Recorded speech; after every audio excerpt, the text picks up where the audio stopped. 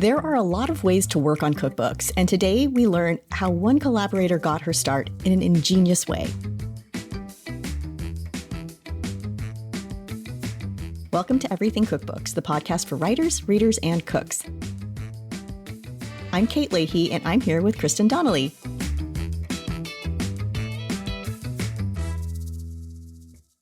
Hey, Kristin. Hey, Kate. So you and I both collaborate with chefs and other personalities. And for you, what are the biggest challenges? Some of it's logistics, and it's just learning how to work together. Right. Learning, like, is it better to have a call once a week? Is it better to text with questions? Is it better to get there in person and spend 5 days just banging it out? So figuring out that groove, I find to be challenging. Although I think as I've gotten older and more experienced, I've also gotten more assertive with trying to set up those kinds of systems. How about you? I think you're absolutely right. Starting a new book with somebody else who maybe you know socially, but you don't know how they are to work with, it's like starting a new job. Mm-hmm. Because a book, at the end of the day, is a brand new product, and every book is a brand new product, and every product needs to be created from scratch. So that's what's so crazy about the book industry.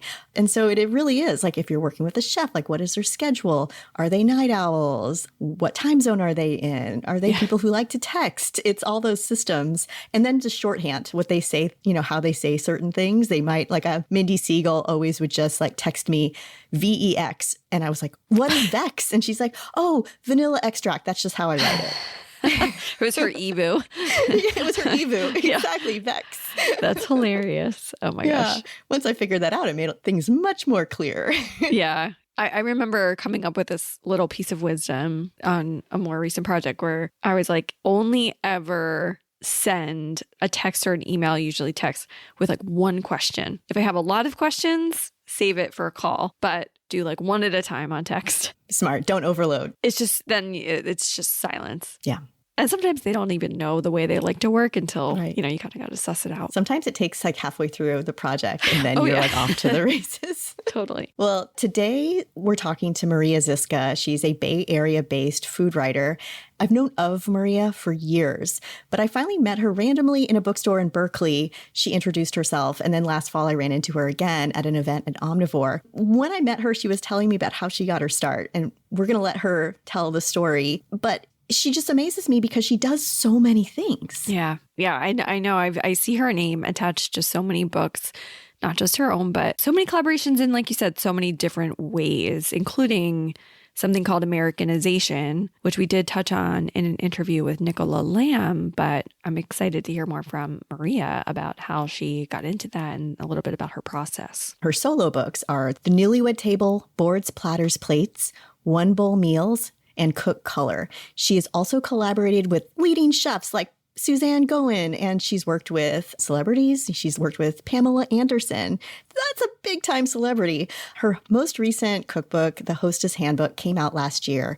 And before she started working on cookbooks, she studied biology at UC Berkeley. And she also did this amazing food culture program in Northern Italy that she's going to talk to us a little bit about. I always wanted to do that program, and maybe I'll do it when I retire. I think so. That's a plan. That's a goal. I love this. So let's bring her on to talk about it. Maria, welcome to Everything Cookbooks. Thank you so much for having me. I'm very honored to be here. When I ran into you, I believe it was last November when Nicola Lamb was in San Francisco promoting SIFT. We talked a little bit at Omnivore Books about how you got involved with the project because you were the Americanization person for Nicola's book. Just tell us a little bit about how you got your start. I went to graduate school at this wonderful place that everyone should know about in Northern Italy called the University of Gastronomic Sciences. I always wanted to do that program. It's very cool. It's like Hogwarts for food. Oh, yeah. You can study cooking. You can learn winemaking. If you want to do photography or film, you can study that. I was doing a master's in food culture and communications. I knew that I wanted to do something cookbook related. I was totally obsessed with cookbooks and trying to figure out how to make a career of it, but I didn't I didn't know exactly what that was going to look like. I didn't really have a role model or some path I was following. But as part of the program, each student is required to complete an internship. My brilliant classmates were doing all kinds of cool things. Someone was staging at Noma, someone was like learning to make cheese at Neil's Yard, someone else was studying winemaking. They had all figured it out. I was one of the last in my class to sort out what my plan was going to be. At the same time, I was dating this really cute boy who was in New York. We were trying to keep our relationship going long distance, and we decided to write each other letters instead of using video calls or phones. We just wrote letters. And it was very, very sweet. And it was nice because I could sit down and read a letter or write a letter when I had time with the time change. He was studying at Cooper Union, learning typeface design. So he would send me these envelopes with my name and address in these elaborate like gold foil. He would draw little Italian flags. It was so wonderful. And I guess I was inspired by that. For figuring out my internship, I decided to write a letter to Suzanne Goin, a chef in Los Angeles. And I said to her that I really admired her first cookbook, Sunday Suppers at Luke. Same. It's such a great book. And I told her about how I was a student and I had some internship time and I would love to work with her. I guess I lucked out because Suzanne was working on her second book at the time, and she needed somebody to test the recipes. Also, the universe conspired in other wonderful ways where my best friend had just gotten a job in LA. She was living in a studio apartment, and she's a nurse, and she was working the night shift. So she said that I could come stay with her. I would sleep during the night in the bed in the studio. And when I would wake up in the morning, she would come in the front door and get ready to sleep during the day. So it just worked out perfectly that I was able to go to LA and test these recipes alongside Suzanne. It was just an incredible experience. I loved it. She set the bar so high for me about what that could look like, what that work could be. I just was hooked. I wanted to keep working on as many cookbooks as I could after that. Did she ever tell you, what it was like to get a letter in the mail? Like, what was her reaction? Because I'm really thinking, I'm like, wow, like that could have either gotten lost in the shuffle or it really stood out because it wasn't an email. Yeah. Yes, we joke about it now. She's become my greatest mentor, and I actually got married at her restaurant. Wow. Oh, cool. And she jokes that because she received the letter and kind of shoved it in the drawer of her desk and just, went on with her day. But she kind of kept thinking about it, like, oh, there's this Luddite person in Italy who might be able to help. And when she did write back to me, she wrote me an email, which I had put my email address in the letter. That was smart. You said she set the bar high for you. And I'm wondering, I guess, what does that mean? And at the time, did you realize that? That's such a good question. I definitely in the moment was in love with the whole process. I mean, it was a dream. It was over a summer in LA. It was really hot. I remember we had all the windows open. I was cooking in her home kitchen, and she was in the next room over writing head notes and kind of all the other pieces of the book. And we would sit down together at the end of the day and taste everything that I had made. I remember thinking, this is really extraordinary. Like, no one gets this chance, and I don't want to blow it. I want to do a good job. And she is such an exceptional person, and I lucked out so much having that as my first real book experience, because she had already done Sunday Suppers at Luke. So she knew a little bit about what she was doing. She had that experience, and I got to be part of the photo shoot and, see how the book went through edits and review first pass and second pass with her.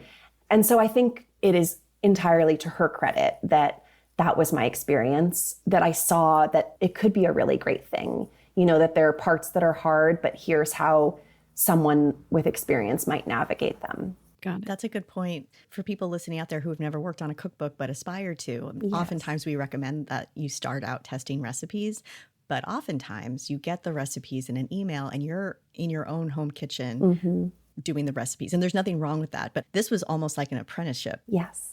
Very unusual. I've never had anything like that. I've never really heard of that. Such a hands-on experience going from, I didn't realize you had also done first pages, like having to look at the book and layout with Suzanne and seeing how things work. That's really, really cool. It was. I think that I was fully aware at the time of how fortunate that was. But I also was really looking for ways to shape my education. Like I knew there was a lot that I didn't know yet. I was just sort of saying yes to any experiences that came my way. When she had a catering event that the restaurant was doing, cooking for somebody's wedding in Malibu, I said yes. And I went and I experienced that, and tried to just be as useful as possible with the skills that I had and just see what everything was like and what resonated with me and where I could be of most use. You have this dreamy project. So then what happened? I went back to Italy after this and I defended my thesis in person and graduated from the university. And the very next book job that I got was for a Phaidon book called Where Chefs Eat. And they have an amazing premise. It's asking chefs, where do they go on their days off? I was still, just a lowly student. My role was kind of an editorial assistant for North America. The first thing that they asked me to do was put together a list of all of who I thought the most important chefs would be at that time. And then it was my job to call each one of them on the phone and ask them, where do you go to eat on your days off? Again, I didn't quite realize the education that I was going to get from this project. It turned out that I got to talk with all of these incredible chefs and thinkers, and I learned really quickly who was polite, who was kind, who was going to give 5 minutes to the student calling them on the phone, who thought they were too busy for that. And I sort of made this mental catalog of like, these are people I really want to work with. These are people I might stay a little bit away from. It was like the best side effect of working on that project because I just learned so much about different personalities and who I meshed with well and who I wanted to collaborate with. Mm-hmm. Got it. I just kind of kept it in the back of my head. I still have it in the back of my head all these years later. It's probably juicy. How did you get in the door at Phaidon? I was still in Italy and, their main office is in London. So we had a presentation at the school from one of the Phaidon editors talking about their work, mostly their books that they publish in Europe. And then I went to London for a day. I was on my way to Paris for the International Bread Conference. Oh. As like a representative from the school. I stopped in London and met with the editors there and expressed interest in working on any books that I might be able to help on. And so they had this editorial assistant job that I got to do from Italy. That sounds a lot like a magazine job. Kristin, does that remind you of? Yeah, I was going to say it was very much, but instead of being for one volume, it was just constantly churning stories, but it's very much like that. And similar where you get to see all these different personalities and who has time and who has well-organized systems too, for getting in touch. Which is always really important when you're going to collaborate. Mm-hmm. Mm-hmm. Not that every person who participates in a collaboration needs to be this dynamo of organization, but it sure helps. If someone can't respond to you at all, ever, when you're doing, say, a small thing, that might be a sign that doing a large thing like a cookbook might not be the best step for this individual chef. Yes. When I was just getting started working on books, I kind of felt like I had to say yes to every project. I did not have the luxury of turning work down because I had to pay the bills every month. And it was like a little bit of information that I just kind of kept in the back of my head for now when, I've worked hard to get to a point where I do get to choose who I'm going to collaborate with. And I have always kept this idea of just really wanting to work with nice people. And my agent gives me a really hard time and teases me for it even now, because she'll say to me, you have to work with this guy. He's, a Michelin-starred chef. He's amazing. Everybody loves him. And I'm telling her, no, I think I'll pass on that project. and she's like, you're crazy. But yeah, I've had gut feelings over the years that I think go all the way back to that Phaidon book, where I just, you get a sense if somebody is willing to be a great collaborator, if they're going to be flexible, if they're going to be open to learning from you and really partner with you, or if it's kind of a top-down situation. And yeah, I really want to work with kind people. I really want to work with nice people. And I have been lucky to form such deep friendships with many of the people I've collaborated with over the years, where now I have this whole community of friends. That part of the process is important to me too. Are there any questions that you like to always ask a potential collaborator when you first meet? I don't know if I have any go-to questions. I think I like to just really show them who I am and be very transparent about this is me, this is my life, and then see how they react to that. When I had my first meeting with Pamela Anderson to talk about doing her book, I was 9 months pregnant.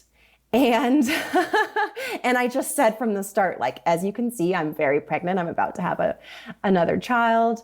And then just waited to see how she was going to respond.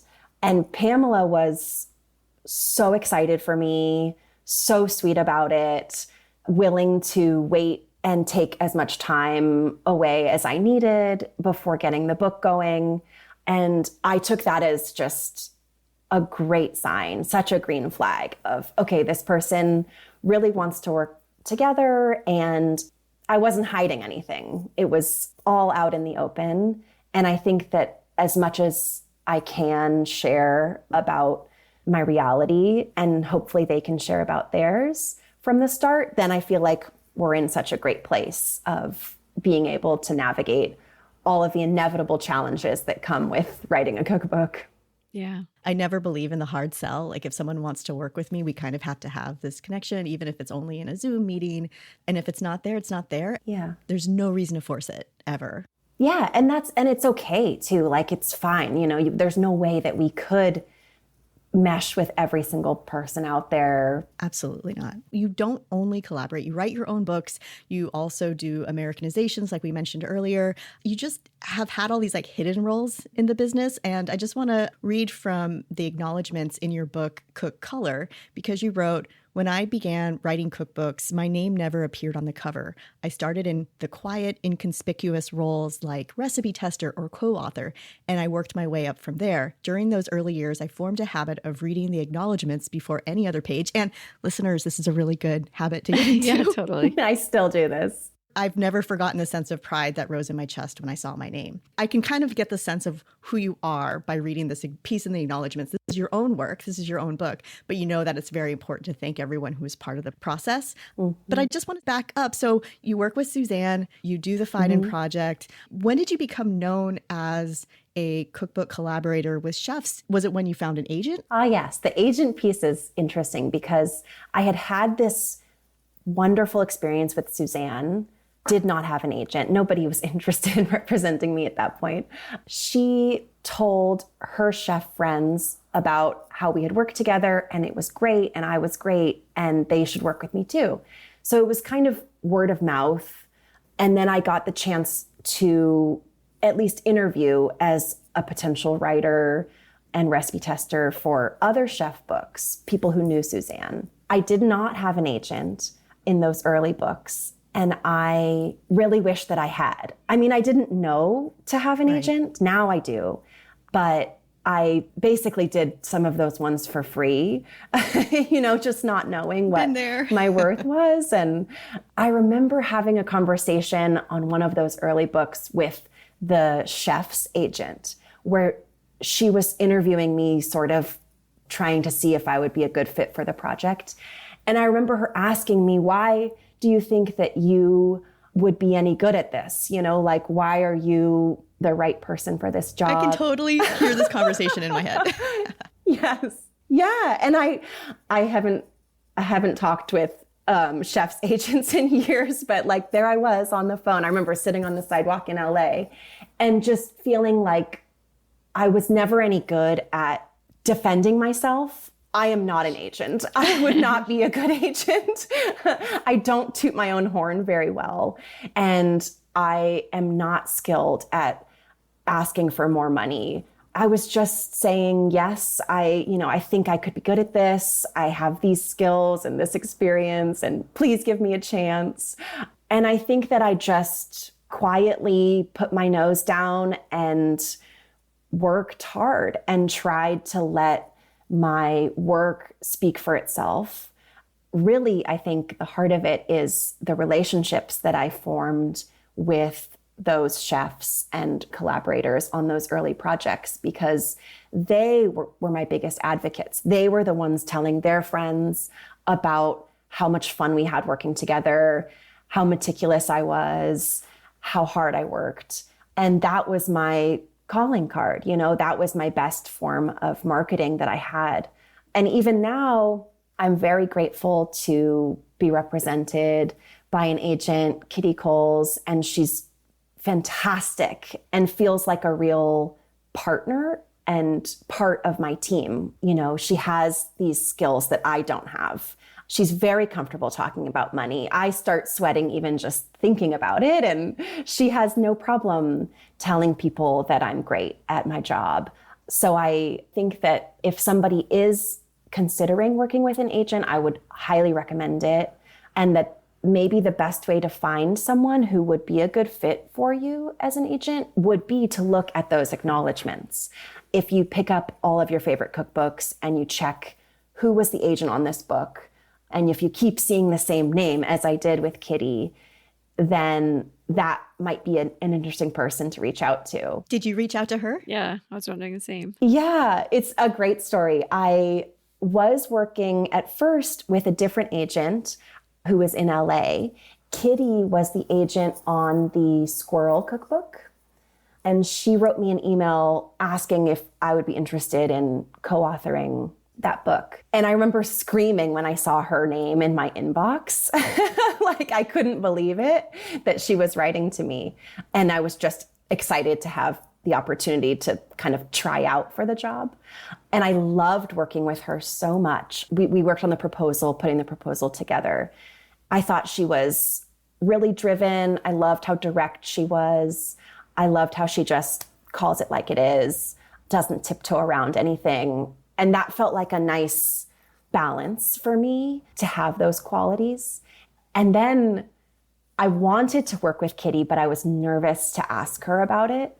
I remember I moved to New York and she came to New York because a couple of her authors were doing an event there. So I knew she was coming and I knew I was going to see her.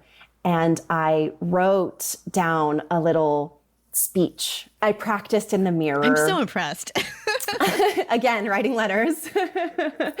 I remember standing in front of the mirror in the bathroom and practicing. And I said, would you ever one day maybe consider far off in the future, 10 years from now, and on. Would it be a possibility, perhaps, that we could work together?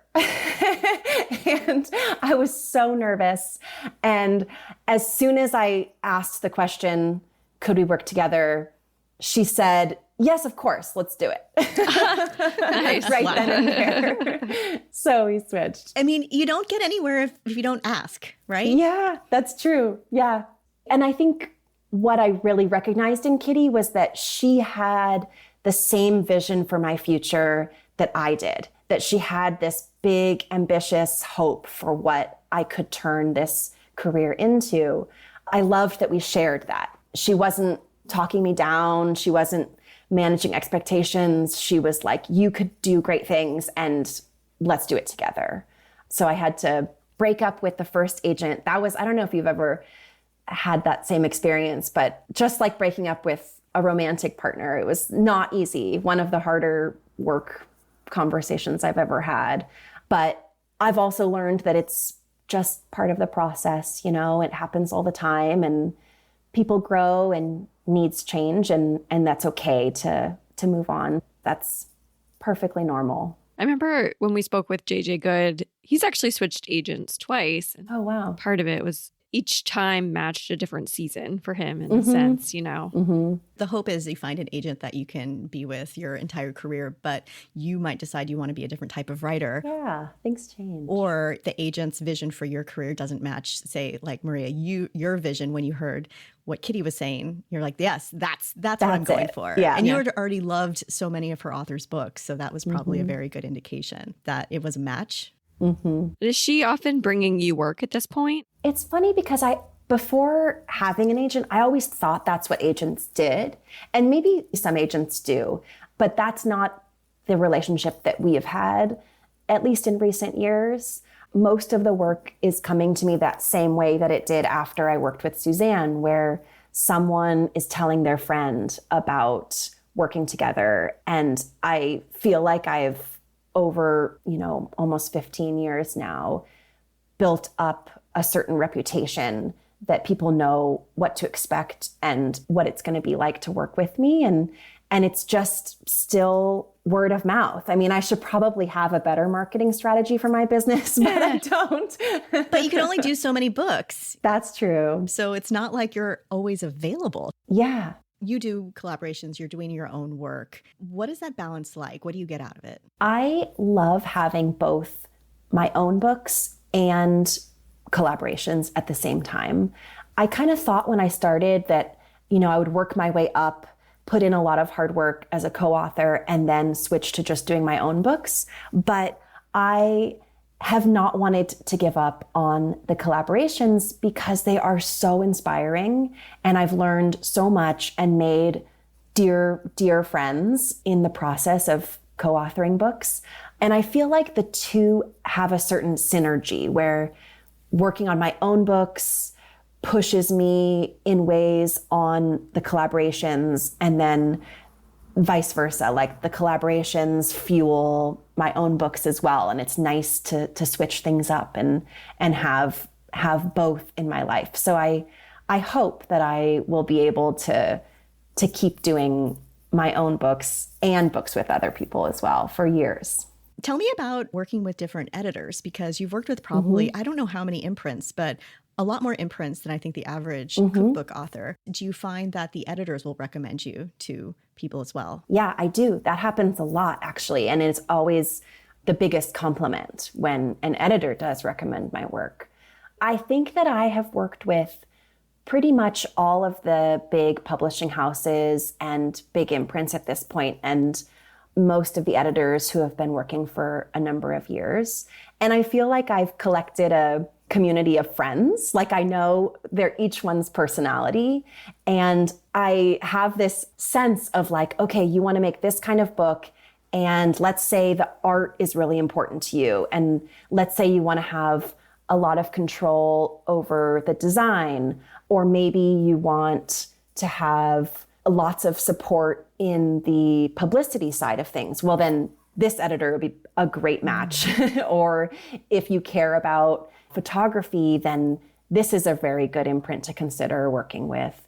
And they each have their strengths, and they each, have their own quirks too, and it's not that one is better than the other, but it's more about what would be the right fit for your idea and your book. And I feel great being able to recommend editors that way too. So I think it goes both ways.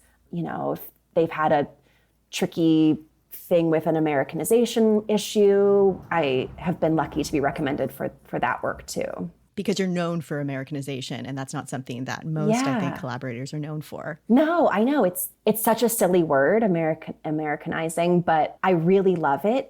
It feels like solving crossword puzzles or something to me. I feel like some people would be driven nuts by doing it. Explain one example of like what you would have to change in a recipe. Okay, so like you mentioned Nicola Lamb's book, Sift. She developed all the recipes in London. The standard ovens in the UK are convection, unlike our standard ovens in the US, which do not have the fan assist. And that changes the baking time. It changes the baking temperature.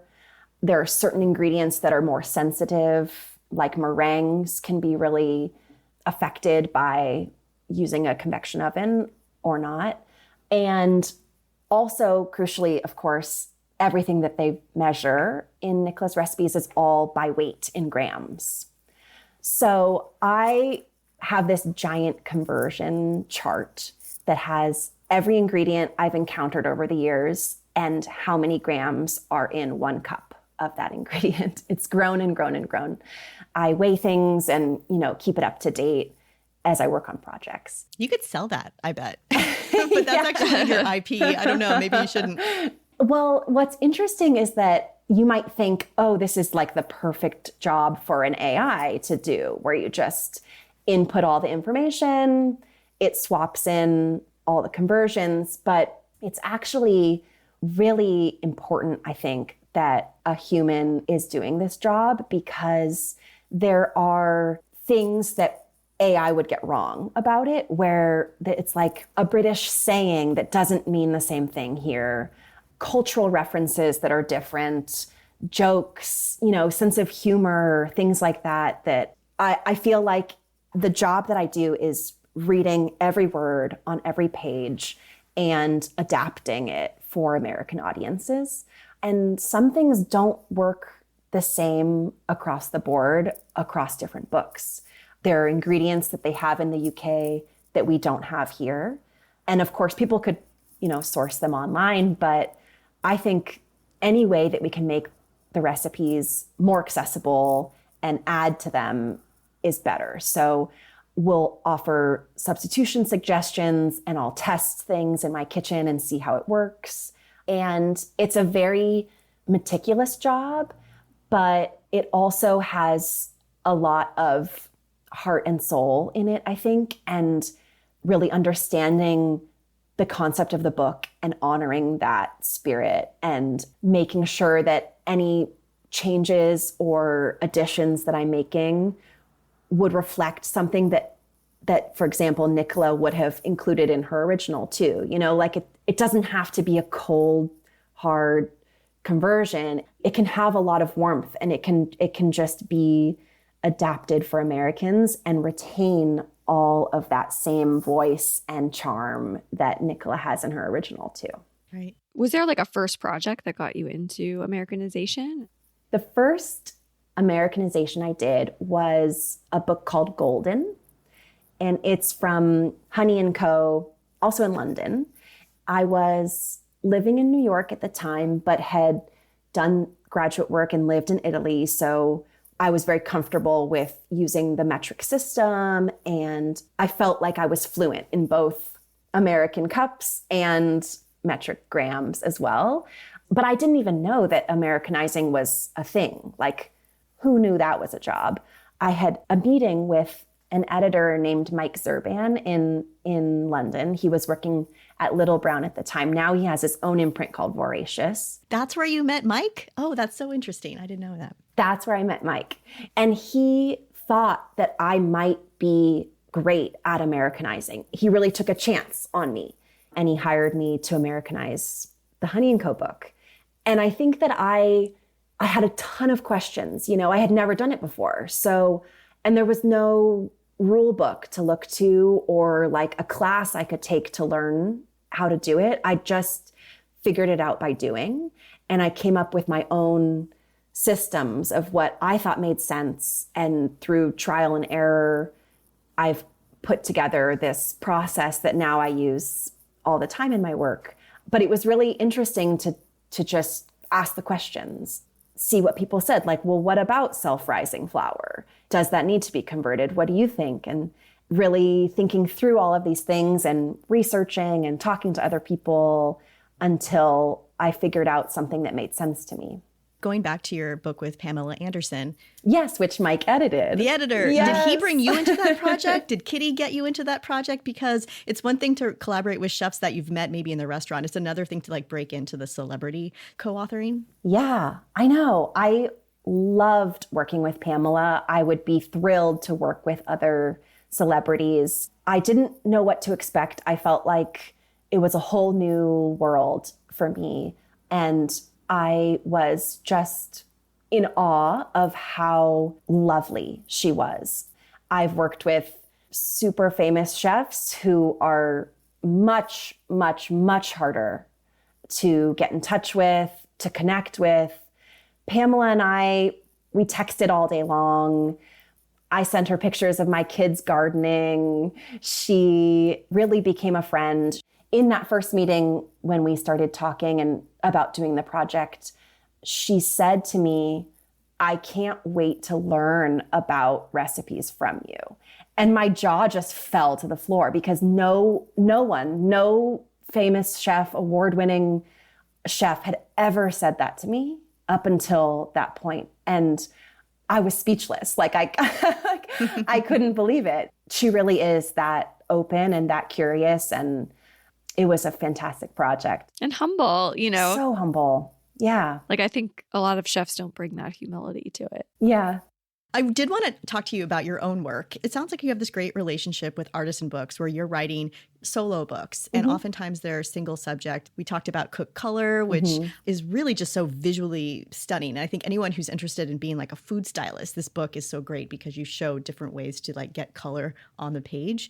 And then, your most recent one, the Hostess Handbook, it's also beautiful, but it's full of like practical tips, like what to do about spilled red wine and those kinds of practical elements. But how did that relationship with Artisan form? And is it something that you're always going to be like contracted to write a book with them? I hope so. I would love to keep writing as many cookbooks as they'll let me. I so enjoy working with Artisan, the whole editorial team. Bella has been my editor. She was the editor on Hostess Handbook. And I worked with Judy Prey on the Newlywed Table. That was your first one? That was my first solo book.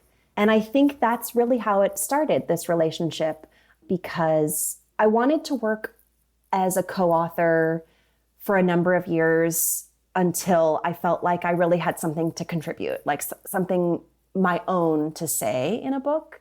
So for a long time, I didn't do any of my own recipes. I mean, I was writing my own recipes on the side, of course, and I wrote a recipe column when I was living in LA, but I took some time until I felt like I really had a great idea for my own book. That was the Newlywed Table. And that came about because I had gotten engaged to that same boy who I wrote those love letters from Italy. And I loved cooking with him, but I couldn't find any books that were about cooking together. It was always like you're cooking for someone else. I remember I went to the library, the Brooklyn Public Library, and I was looking at all of these wedding newlywed books that were coming out, and they just felt so outdated, and they didn't reflect at all my reality. It was like a certain kind of very fancy, expensive cooking. And what we were doing was cooking on a budget, and we were having a lot of fun, and it was playful, and we were just trying to have parties with our friends and do it together, like truly as a team in the kitchen. And I was talking to Kitty, my agent, on the phone, and I said, ugh, these books are so gross. Like, it's like the 1950s where the wife is cooking for her husband, and I can't believe this. And because she's such a good agent, she was like, tell me more. What if you wrote a book about that? What would you write about? How would you do it? And I was like, I have a lot of ideas about this. And she's like, why don't you send me an email with a paragraph about that? And it turned into the proposal for the Newlywed Table. We shopped it around, but I didn't have a huge following.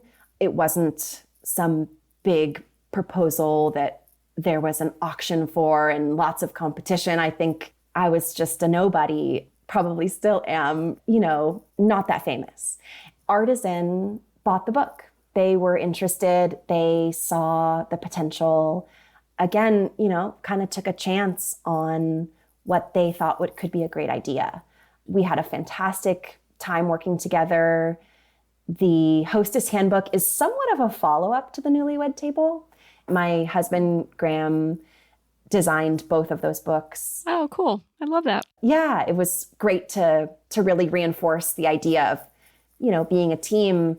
He hand drew the calligraphy on the cover and all the chapter openers. Wow. It was just such a pleasure that we've kept a good thing going and gotten to work together for, now I've done 5 books with Artisan that are my own. So impressive, because I don't know how you juggle. I mean, how many books do you do a year? Are you always juggling books? Yeah, you'll totally understand this. I like to have one project that's just starting because it has all of the excitement and the potential of like what's to come. And then I also like to have an ongoing project that is finishing because it reminds me of how we will get to that place. We will finish this enormous undertaking. And that is inspiring in that way. This is the only career that I've really had. This is my only source of income. So I try to have like 3 or 4 books going at a time. I've written 5 of my own and contributed to over 45 cookbooks. Wow, I didn't realize there's so many. I know, I just tallied it up the other day and kind of couldn't believe it either. Yeah, that's a lot. Yeah, that's a lot. And that's a lot of experience. Does it ever get easier? Wow, that's a great question. I think so. I mean, I think that as we said with the agent discussion, things change. Each book is so different and has completely different needs. And I've never done 2 books in exactly the same way. So in that sense, it's not easier because it's not like the second time I'm doing the same thing over. But I do feel like I've gotten more comfortable with the parts that are tricky. And I have this confidence, I guess, now that I've done it before, I can do it again. I can tackle a subject that I don't know anything about and come out the other side feeling like an expert. And this is one of the things that I really look for in collaborations now, is I really like when I know nothing about the topic. I don't know if you feel this way too, but I get scared. Yeah. But I know what you mean. I love it. At first, I felt scared too about this, but like with Pamela's book, all of the recipes are vegan. She's a lifelong vegan. I am not a vegan. I didn't know a lot about that subject. And I had all these questions for her, everything that readers were going to wonder, I could ask her about. And it really added to the book and made the project so much stronger because there was somebody who was a real beginner on it. And that if I could figure it out and I could ask all of the right questions, then we could get to a place where the book was really a useful, helpful thing for people, that there would really be some value in that. I was wondering, with your own books with Artisan, now that you've done 5, do you write a proposal for each book? I think that they have grown to really trust me and that I've gained their trust over these years of working together. Usually I've got the idea and I'll put together a proposal. It doesn't feel quite as robust of a proposal as it might be if I were pitching a book to someone I'd never worked with before, where I really had to show them I knew what I was talking about and this is how it's going to work. But it's still a proposal. We still go through all the same process of, negotiating the contract and figuring all those details out. Kitty is really a fan of front-loading much of the work of making a cookbook. So the beginning part of figuring out what is the concept, what are the chapters, putting together a complete table of contents with all of the recipe titles, even if it changes, but just really thinking through the whole thing at the beginning and considering who the photographer might be, what the styling is going to look like, the general vibes of the book, all of it, and just really putting the work in at the start. I think that that has paid off so that when it comes time to make the book, you've got this roadmap in front of you. Yeah. Does she ever float the idea with the editor before it's baked just to say, like, does this sound interesting to you? Should we go through it? Or does she say, Maria, do your thing? And then... It's definitely two-way. Like, she's really wanting to, and me too, to really partner with the publisher in a way where everyone wins, you know, where they're getting something that they want and we are too. So she'll definitely ask the editors, what kinds of books are you looking for? And not just the editors, but also the sales team has a lot of information about, like these books sell really well at these venues and, you know, this topic has been strong for us and we would love more of this. So just keeping those channels of communication wide open.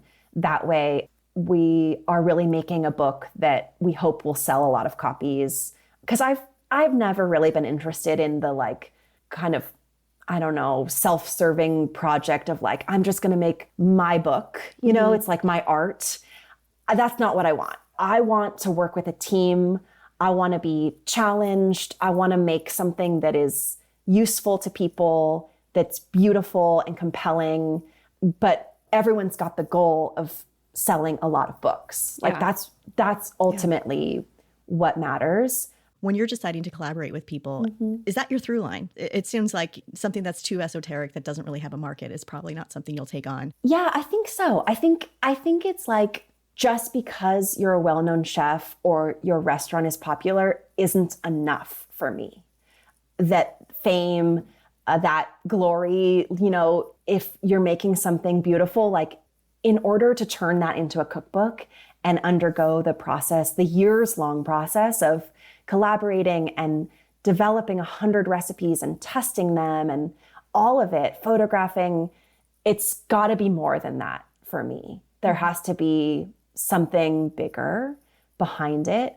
And I think that the best collaborations have been when everyone on the team is really trying to work together to make something better. You could do it in a vacuum, you know, you could make your own book. Like people do it all the time. Make your own thing and do it for the point of doing it. I mean, that's certainly a value there. But when you bring in partners and you bring in a photographer and a designer and all these people who can add to the project and can make something way bigger and way better than you could do alone. There was something I saw on social media about when you finish a project, there's like a ritual where you clean your kitchen or you purge your pantry or something like that. I couldn't remember what it was. Yes, I am a really big fan of celebrating all the little milestones along the way. Like I am not superstitious about that. I think the tiny everyday things are worthy of our celebration. So like you sell the proposal, that's an obvious, you should go have drinks with your friends. But also like when you, I don't know, finish the first recipe, that's often the hardest part of any art, I feel like, is just that first moment when you put the paintbrush to the canvas. Once you do that, you've started, and that deserves to be celebrated too. So I celebrate when the manuscript is delivered. I celebrate the end of the photo shoot, all of it. And then that big one, when I finish and I turn it all in, my favorite thing to do is a deep, deep scrub of the kitchen. Like get into the oven, do the stove top, clean out the pantry, make sure all of the random bags of ingredients are labeled and packaged and neat. I don't know. It just feels so good to reset like that between things. Yeah. Also because I have so many projects over the course of the year, it's nice to have like a clean page turn on okay, I've just finished this vegan book and now I'm moving into this grilling project, and to really have a little bit of a chance to mark all the occasions.